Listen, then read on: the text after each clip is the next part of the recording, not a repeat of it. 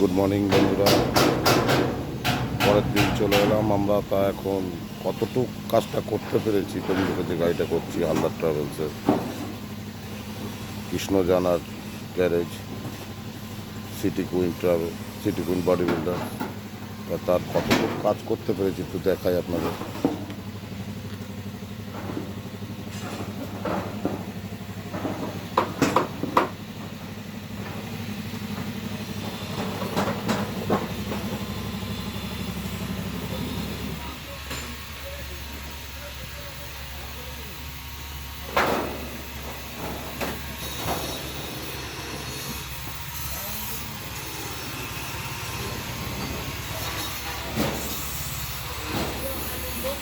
তা এখন অবধি একদিন এই অবধি কাজ করেছি আমরা।